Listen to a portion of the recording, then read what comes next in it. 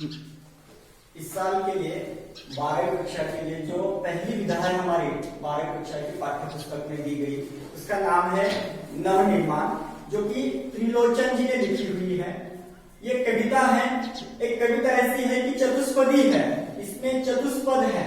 जैसे इसके पहले आपने बहुत बार चौपाई के बारे में सुना होगा, चौपाई आपने पढ़ी होगी, लेकिन उस चौपाई की तरह ही है, चतुष्पदी से कहा जाता है। और ये चतुष्पदी इस साल के लिए हमें है, जो कि त्रिलोचन जी ने लिखी हुई है। इस कहानी, इस कविता में इसी प्रकार ये त्रिलोचन जी जो है, इनका थोड़ा सा परिचय सबसे पहले हम ले लेते हैं। त्रिलोचन जी का जन्म जो है 20 अगस्त 1917 को उत्तर प्रदेश में हुआ, और इन्होंने थोड़ा सा अलग लिखने का प्रयास किया। चौपाई की तरह ये चतुष्पदी जो है वो लिखने का प्रयास किया है। इनकी प्रमुख कृतियां जो है इसमें धरती है, दिगंत है, गुलाब और बुलबुल है, उस जनपद का कवि हूं, ये है, सबका अपना आकाश, ये कविता संग्रह उनके, देश का ये कहानी संग्रह है उनका, और दैनंदिनी ये डायरी है उनकी। अब ये विधा जो है ये चतुष्पदी वाला, छंद वाला, ये जो विधा है वो इसी प्रकार की है। ये छंद है, 4 चरण वाला छंद, उसे चतुष्पदी कहा जाता है, और ये त्रिलोचन जी ने लिखा हुआ है। अब इसमें क्या है, 4 जो चरण होते हैं, उन 4 चरणों में पहला, दूसरा और आखिरी वाला, चौथा जो है, ये एक जैसे तुकबंदी जिसे कहा जाता है। आखिरी शब्द उनके एक जैसे होते हैं, जिसे तुकबंदी कहा जाता है। ठीक है, तो ये 4 चरण वाला छंद इसी प्रकार चतुष्पदी कहा जाता है इसे। और ये इस साल के लिए है नवनिर्माण। इस शब्द से हमें पता चलता है कि कुछ निर्माण जो करना है वो कुछ नया है, नवनिर्माण जिसे कहा जाता है। अब इसमें क्या क्या बताया है त्रिलोचन जी ने, हम देखते हैं। शुरुआत करते हैं। तुमने विश्वास दिया है मुझको, मन का उच्छ्वास दिया है मुझको, मैं इसे भूमि पर संभालूंगा, तुमने आकाश दिया है मुझको। देखिएगा, उच्छ्वास का मतलब है गहरी सांस, वेदना जिसे आप कह सकते हैं। उच्छ्वास का मतलब है गहरी सांस, वेदना, आप उसे लेकर ले सकते हैं। तुमने विश्वास दिया है मुझको, मन का उच्छ्वास दिया है मुझको।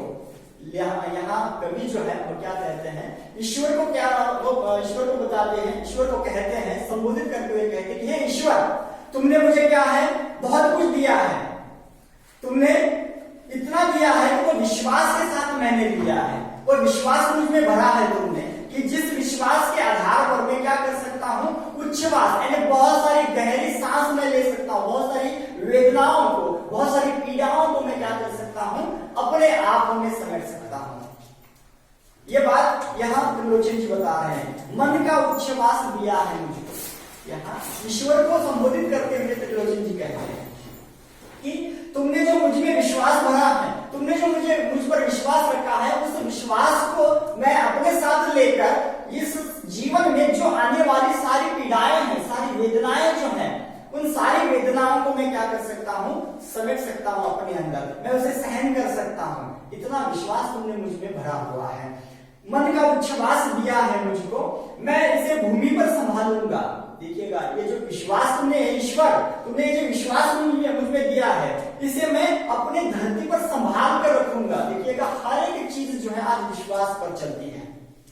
ऐसी कोई बात नहीं है कि जो विश्वास पर नहीं है। हम देखते हैं कि अगर हम अपने दोस्तों पर विश्वास रखते हैं, अगर आपने कुछ उसे पैसे दिए, आपने कुछ उसे चीज दी, तो वो विश्वास के साथ कि वो मुझे वापस देगा, वो संभाल कर रखेगा, इस विश्वास के साथ आप उसे वो चीज दे देते हैं। और यहाँ पर त्रिलोचन जी यही बात बता रहे हैं कि भगवान, ईश्वर, तुमने जो विश्वास दिया है, मैं उसे संभाल कर रखूंगा इस धरती पर, मैं इसे भूमि पर संभालूंगा, तुमने आकाश दिया है मुझको। देखिएगा, ये विश्वास नाम की जो चीज तुमने दी है ना, वह आकाश को इसी प्रकार छूने लायक है। मुझे आकाश तक पहुंचने के लिए भी विश्वास काम आएगा। आप देखिएगा, आपको किसी भी चीज में या किसी भी क्षेत्र में अगर काम करना है, तो उसमें विश्वास रखना, अपने आप में विश्वास होना बहुत आवश्यक है। अगर आप में विश्वास नहीं है, तो आप आकाश तक, यानी आप ऊंचाई तक नहीं पहुंच सकते, आपको जो चाहिए वहां तक आप नहीं पहुंच सकते। जरूरी है कि मन में विश्वास होना और उस विश्वास के साथ काम में लगे रहना। ये सारी चीजें त्रिलोचन जी हमें बताना चाहते हैं कि वह कहते हैं कि भगवान ने जो विश्वास दिया है, भगवान ने जो हमें दिया है, उसे लेकर हमें चलना, अपना जीवन आगे बढ़ाना। उस विश्वास के साथ हमें आगे बढ़ना है ताकि हम क्या कर सके, आकाश तक पहुंच सके। आकाश तक पहुंचना इसका मतलब क्या है कि अपनी ऊंचाई तक पहुंच सके, हर एक मंजिल को हम प्राप्त कर सके। इस आशा से, इस विश्वास से कवि ने बता दिया है। और उस विश्वास को कवि क्या करना चाहते हैं, लेकर अपने साथ लेकर चलना चाहते हैं। इसलिए उन्होंने कहा मैं इसे भूमि पर संभालूंगा, तुमने आकाश दिया है मुझको। बहुत बड़ा बेंच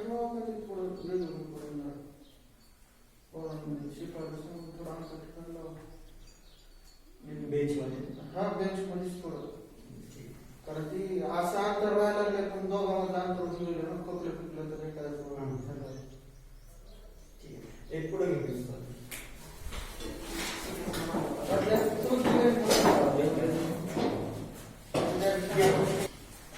तो इस विश्वास के साथ कवि हमें जीने के लिए कहते हैं, उस विश्वास को साथ लेकर जीने के लिए त्रिलोचन जी यहाँ पर हमें कह रहे हैं। दूसरी चतुष्पदी है, सूत्र ये तोड़ नहीं सकते हैं, तोड़कर जोड़ नहीं सकते हैं, व्योम में जाए कहीं कहीं भी उड़ जाए, भूमि को छोड़ नहीं सकते हैं। देखिएगा, सूत्र का मतलब है धागा, यहाँ व्योम का मतलब है आकाश। व्योम, सूत्र का मतलब धागा, व्योम का मतलब है आकाश।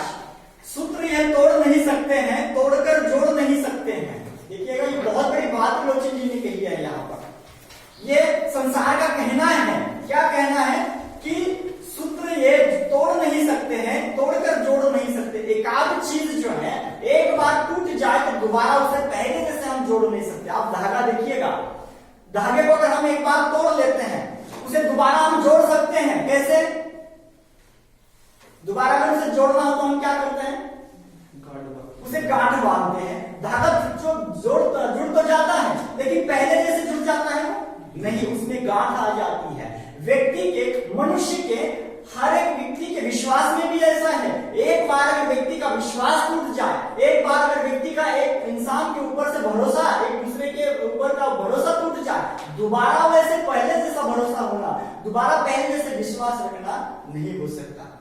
इसलिए जरूरी क्या है कि पहले ही हम ऐसा बर्ताव रखें, पहले ही हम ऐसा जीवन जिए कि हमारी वजह से किसी का मन न दुखे, किसी का दिल न टूटे, और वह टूटा हुआ दिल हम दोबारा जोड़ नहीं सकते।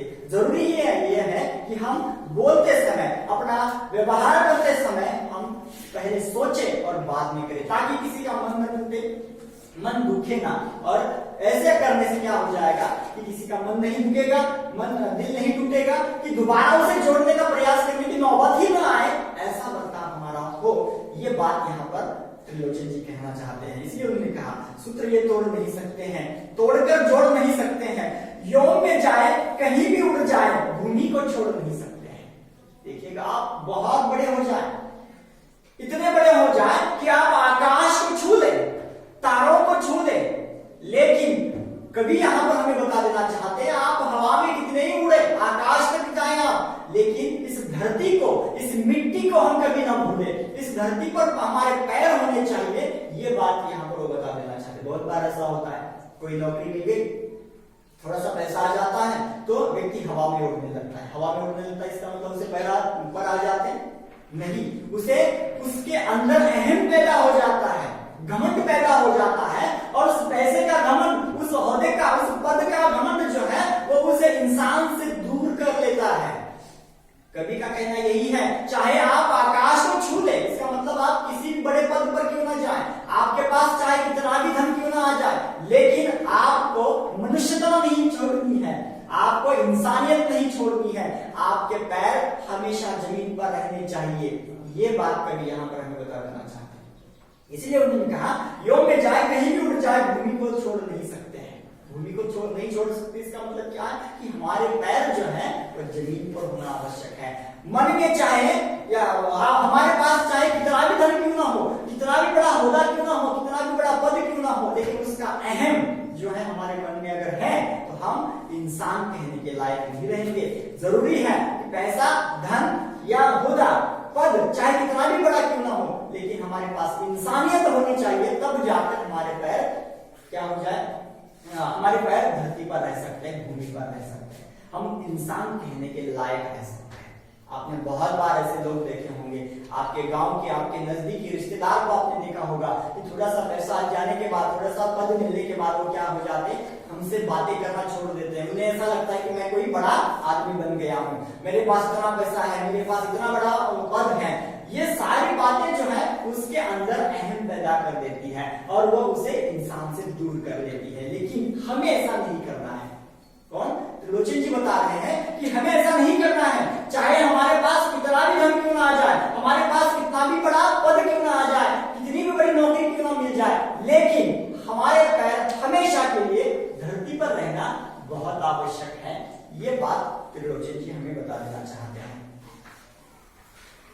सत्य है राह में अंधेरा है, रोक देने के लिए घेरा है, काम भी और तुम करोगे क्या, बढ़ चलो सामने अंधेरा है।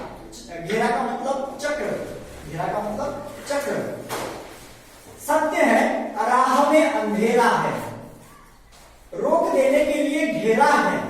देखिएगा, हर एक व्यक्ति के जीवन में हम जैसे इस प्रकार हमारा जन्म हो जाता है, धीरे धीरे बड़े होते रहते हैं, फिर स्कूल में चले जाते हैं, उसके बाद कॉलेज में आ जाते हैं। अब कॉलेज के बाद हम क्या करते हैं, फिर इस प्रकार घर गृहस्थी में नौकरी मिल जाती है, घर गृहस्थी में पड़ जाते हैं। ये क्या है? जीवन चक्र है। लेकिन इस जीवन चक्र में चलते समय बहुत कोई ऐसा इंसान है कि जिसे सब कुछ आसानी से मिल गया हो। आप यहां तक आए हैं, आसानी से आए हैं, 12वीं कक्षा तक आप पहुंचे हैं, तो आप क्या वही आसानी से यहां पर आकर बैठे हुए हैं या 12वीं कक्षा में आए हैं, या यहां तक आने के लिए आपको क्या करना पड़ा? पहली कक्षा से लेकर अब तक इस प्रकार आपको अध्ययन करना पड़ा, कष्ट करना पड़ा, मेहनत करनी पड़ी, पढ़ाई करनी पड़ी, तब जाकर आप 12वीं कक्षा तक आए हैं। यूं ही नहीं आए हैं। बहुत सारे लोग ऐसे हैं कि जो अब तक यहां तक पहुंच भी नहीं पाए हैं। इसका मतलब ये है कि व्यक्ति के जीवन में चलते समय वो भी जो राह होती है, जो रास्ता होता है, वो रास्ता हमेशा के लिए इस प्रकार आसान नहीं होता। बहुत बार उस रास्ते पर बहुत सारी कठिनाइयां आ जाती है, बहुत सारी समस्याएं आ जाती हैं, और उन समस्याओं को इसी प्रकार हमें अपने रास्ते से हटाना है। अब देखिएगा, सबसे पहले जरूरी ये है कि हमें रास्ता कौन सा पकड़ना है। बहुत सारे रास्ते हैं जीवन में, उन रास्तों पर लोग चलते हैं। अब रास्ता हमें कौन सा पकड़ना है? कभी कहते हैं कि सत्य का रास्ता पकड़ना है हमें, और उस सत्य के रास्ते पर, सत्य के राह पर हमें चलना है। बहुत बार आपको वहां पर अंधेरा दिखाई देगा, और उस अंधेरे में आपका मन जो है वह यहाँ पर बहुत बार आपको बताएगा कि नहीं, आगे अंधेरा है, वापस मुड़ जा, वापस चले जाते हैं, आगे कुछ दिखाई नहीं दे रहा है। रास्ते में अंधेरा, इसका मतलब क्या? अंधेरा नहीं है। अंधेरे का मतलब समस्या, बहुत सारी कठिनाइयां जो है उसे अंधेरा कहा कभी नहीं। यहाँ पर सत्य की राह पर चलते समय हमें बहुत सारी कठिनाइयां मिलेगी। उन कठिनाइयों को, उन समस्याओं को हमें अपने रास्ते से हटाना है, और रास्ते से हटाकर हमें आगे बढ़ना है। तब जाकर हम अपनी मंजिल तक पहुंच सकते हैं। सत्य है राह में अंधेरा है, रोक देने के लिए घेरा है। बहुत सारे चक्र, बहुत सारे घेरे हमारे इर्द गिर्द घूमेंगे, बहुत सारे चक्र हमारे इर्द गिर्द घूमेंगे, बहुत सारी समस्या हमें रोकने का प्रयास करेंगे। लेकिन उन समस्याओं को हमें अपने रास्ते से हटाना है और आगे बढ़ना है। काम भी और तुम करोगे क्या, बढ़ चलो सामने अंधेरा है। समझ लीजिएगा कि आप रास्ते से चल रहे हैं, और किसी, आपने देखा बहुत बार ऐसा होता है कि आप रेलगाड़ी में बैठे हैं, रेलगाड़ी में बैठे, रेल की पटरी आपको पता है, एक आध बार क्या हो जाता है, गुफा आ जाती है, रेल उससे गुजर जाती है। उस जैसे रेल उस गुफा से गुजरती है तो क्या हो जाता है? अचानक अंधेरा हो जाता है। सही है। अब अंधेरा जैसे हो जाता है तो थोड़ा सा डर महसूस हो जाता है। समझ लीजिएगा कि अंधेरा है, और अंधेरा होने की वजह से अगर उस ट्रेन के उस चालक ने क्या किया, ड्राइवर ने क्या किया कि अब आगे अंधेरा है, मैं यहीं पर ट्रेन रोक दूंगा, चलेगा? नहीं चलेगा। उस अंधेरे से निकलने के लिए उसे क्या करना होगा? ट्रेन को आगे बढ़ाना होगा, तब जाकर उस अंधेरे से वो बाहर निकल पाएगा, उस गुफा से वो बाहर निकल पाएगा उस ट्रेन को। तो जीवन, व्यक्ति के जीवन में भी ऐसा ही है। बहुत बार समस्या हमारे रास्ते पर हमें दिखाई देगी, लेकिन उन समस्याओं को हमें अपने रास्ते से हटाना है और आगे बढ़ना है। अगर हमने काम नहीं किया, उन समस्याओं का सामना नहीं किया, तो हम वहीं पर ठहर जाएंगे, दूसरा काम भी नहीं कर पाएंगे। इसलिए जरूरी है कि उस समस्या को, उस कठिनाइयों को हमारे रास्ते से हमें हटाना है और आगे बढ़ना है। हमें आगे बढ़ना है, बढ़ चलो सामने सामने अंधेरा है। तुम्हें एक बात अपने मन को ठान देनी है कि मैं जिस रास्ते पर चल रहा हूं, मैं जिस राह पर चल रहा हूं, उस राह पर बहुत सारा अंधेरा है। अंधेरा का मतलब कठिनाइयां हैं, समस्याएं हैं, और उन समस्याओं का सामना मुझे करना है। आप 12वीं कक्षा में हैं, आपने फरवरी में इस प्रकार सोचा भी नहीं होगा कि आने वाला समय ऐसा होगा कि स्कूल में न जाए, कॉलेज में इस प्रकार जाना ही नहीं पड़ेगा, घर में बैठे रहना पड़ेगा 2 दिन 3 दिन, यहाँ 2 महीने तक इस प्रकार घर के बाहर भी हम नहीं निकले। ऐसी जो स्थिति है, ऐसी परिस्थिति जो है, हमने सोचा था ऐसा होगा? नहीं सोचा था। और ये 12वीं कक्षा का साल हमारा इस प्रकार गुजरेगा, ये भी हमने नहीं सोचा था। जरूरी है कि आने वाली हर एक समस्या का हमें सामना करना है। ये कोरोना की महामारी जो आई हुई है, उस कोरोना की महामारी को सबसे पहले जैसे हमारे देश में आई, हमारे नजदीक आई तो हम डरे हुए थे, सहमे हुए थे, लेकिन पहले जो डर हमारे मन में था, वो डर आज है हमारे मन में, वो धीरे धीरे कम होता चला गया। कैसे कि हमने उसका सामना करना सीखा, उसका प्रतिबंध करना हमने सीखा कि उसे रोकने के लिए क्या करना चाहिए। अभी जो बता दिया वो भी एक क्या है, उसी का हिस्सा है। डिस्टेंस जो है, सुरक्षितता के लिए जो रखा गया है, ये सारी बातें हमने क्या की, अपने आप में ढाल ली और उस कोरोना को थोड़ा सा हमने अपने पास आने से रोक दिया है। ये समस्या को रोकने का काम या समस्या को अपने रास्ते से हटाने का काम हमने क्या किया। अब तक हम कॉलेज नहीं आए थे, अब हमने क्या किया, उस कोरोना को थोड़ा सा, इस महामारी को थोड़ा सा हमने अपने रास्ते से हटा लिया और सारे प्रतिबंध लगाते हुए, मास्क लगाते हुए हमने क्या किया, यहाँ आकर पढ़ना शुरू कर दिया। ये क्या है, समस्या का हल है। और समस्या को डरते हुए अगर हम वैसे ही बैठे तो हम आगे बढ़ नहीं पाएंगे। जरूरी है कि हर एक समस्या का हल हम निकालें और उस समस्या को अपने रास्ते से हटाएं और अपनी मंजिल तक पहुंचे, आगे बढ़े। जब तक हम आगे नहीं बढ़ेंगे तब तक हम अपनी मंजिल तक नहीं पहुंच पाएंगे। आज इसी वक्त इसी प्रकार आप ये ठान ले, एक बात को मन में इस प्रकार गांठ बांध ले कि हमें क्या करना है। अब सबसे ज्यादा महत्वपूर्ण ये बात है कि हम यहाँ पर कितना पढ़ा सकते हैं पता नहीं, लेकिन घर में आपको अध्ययन करना बहुत जरूरी है, क्योंकि आपके इम्तिहान, आपकी परीक्षाएं कब होगी ये कहा नहीं जा सकता। इस साल के लिए जरूरी है कि आप स्वयं अध्ययन कितना करते हैं, ये बात बहुत महत्वपूर्ण है। घर में आपको क्या करना है, अध्ययन करना है, पढ़ाई करनी है, तब जाकर इस प्रकार इस साल की परीक्षा आप ठीक तरह से दे सकते हैं। जितना हो सके हम यहाँ से पढ़ाने का, आप तक पहुंचाने का काम करेंगे, लेकिन स्वयं अध्ययन पर आपका ध्यान इस साल के लिए ज्यादा होना बहुत आवश्यक है।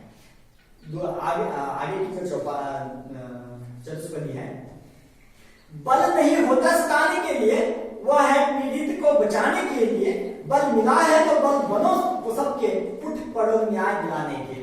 देखिएगा कवि का, त्रिलोचन जी का कहना जो है, उन्होंने इतनी महत्वपूर्ण बात उसमें कही है, बल नहीं होता सताने के लिए, वह है पीड़ित को बचाने के लिए। एक ताकतवर व्यक्ति होता है जिसके पास ताकत है, वो क्या करता है, हर एक किसी मजबूर को, हर किसी इस प्रकार लाचार व्यक्ति ऐसा होता है जो कि उसे मारता पीटता रहता है, उसे परेशान करता रहता है।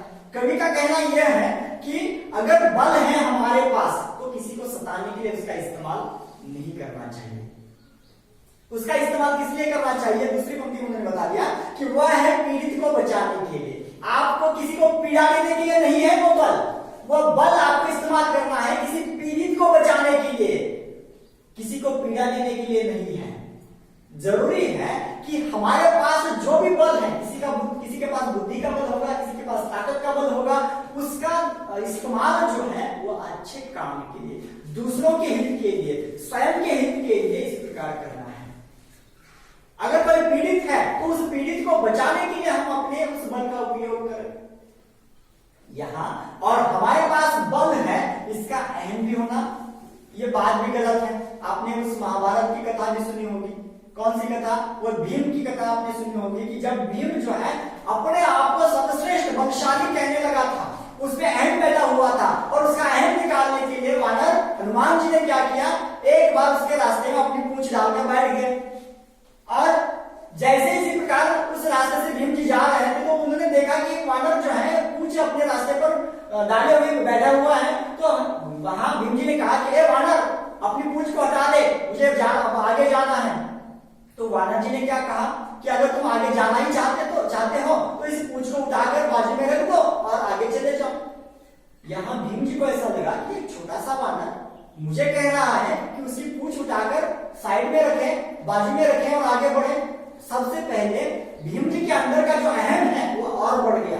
ये छोटा सा वानर जो है वो मुझे कह रहा है कि अपनी पूंछ उठाना चाहिए। तो वो बार बार भीम जी उसे कहते हैं कि अरे भाई कि तुम एक वानर हो, साधारण वानर हो, और तुम मुझे अपनी पूंछ उठाने के लिए कह रहे हो, अपने आप उठा लो और बाजू में रख दो, मुझे जाना है। लेकिन हनुमान जी को क्या करना था, उसके अंदर भीम जी के मन में जो अहम था उस मन के अहम को निकालना था। इसलिए उन्होंने क्या कहा, अगर तुम्हें आगे जाना है तो स्वयं मेरी पूंछ उठाकर रख दो और आगे बढ़ो।